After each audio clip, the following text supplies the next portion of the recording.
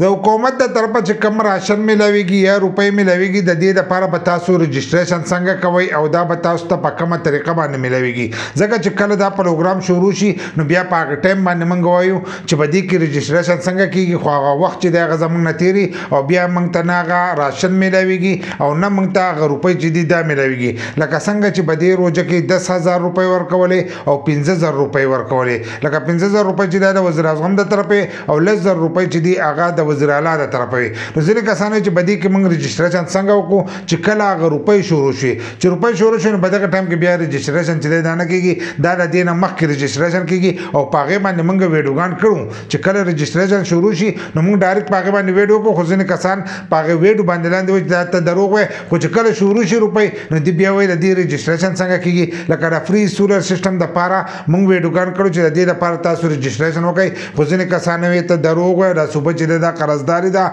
دی سولر سیستم چې دا نشي ورکولای وس هغه چې دغه فری سولر سیستم چې دا به ورکړي نو ځینې کسان به چې بدی کې رجسټریشن څنګه کی پارټیم باندې دی رجسټریشن چې دا نه کو نو دا غیر لپاره اول نمبر چې زموږ د فیسبوک پیج او یوټیوب چینل چې دا هم د ځان سره یو ځای کوي بل د دې لپاره یو رجسټریشن دی چې هغه رجسټریشن تاسو وکړئ نو تاسو ته د حکومت د طرفه امداد چې دا ملاويږي خو دې سینه کېږي چې تاسو له حکومت دغه روپۍ ور سره چې دا تاسو لا کور ته راوړي کور ته چې دغه روپۍ نه راوړي کېږي دا غیر لپاره به تاسو لازم چې رجسټریشن کوئ لکه اوس دا 10,000 روپۍ چې دي دا غیم ځینې کسان ته میسجونه راغلو نه وخت پر 10,000 روپۍ چې دي دا نه راغستي نه هغه د حکومت خزانه ته چې هغه واپس ته دي ولی دغه کسان دا غیر لپاره منډه نه کولې او خالي خپل شناخت کارت ورکړ موبایل نمبر د دې رجسټریشن شو او به خپل روپو چې ته پوس نه کړای دغه شان دي د وزیر اعظم د طرفه 15,000 روپۍ چې دي هغه زیاتره کسان ته راغلو چې موږ ته په کمنټس کې دا غي سکرین شاټ را لګي چې دا روپۍ به موږ ته ملاوي شي دا هغه روپۍ چې دی هغه وسنه ملاوي ځکه هغه له طرفه چې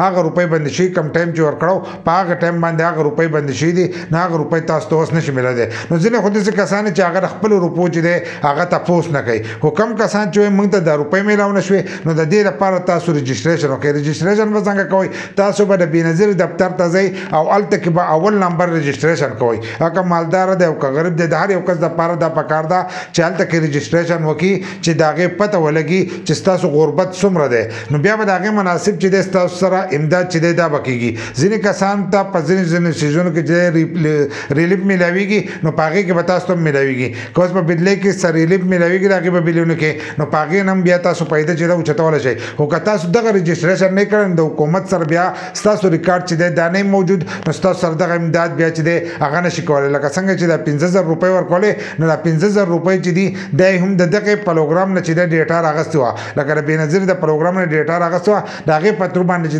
دغه روپۍ ورکړل کېدل نو تاسو لاړ شئ ولته کوس رجسټریشن وکړئ که پراتلون کو وخت کې بیا د امداد شروع کیږي نو تاسو ته هم دغه روپۍ چې دي دغه پتر باندې ملويږي دا ما چې موږ ته د بنظیر روپۍ خاله ملوي شي د بنظیر روپۍ نو نور ریلیف چې دی هغه به تاسو ته ملويږي سبسيډي چې د پازنه شیزونو راځي هغه ورته ملويږي قسمه قسم امداد چې دی هغه تاسو سره چې دی هغه بکیږي نو لاول تاسو له پکار دي تاسو د بنظیر دفتر ته لاړ شئ اولته کې خپل رجسټریشن وکړئ کله بنظیر روپۍ هغه ورته ملوي شي که تاسو د غربت سکور د 32 نه پکمای کراغه نه لپاسه نه بزنه زنه سيزون کې جره سبسيډي راځي ریلیف راځي نه تاسو سره چې هغه هم کیږي خو کله چې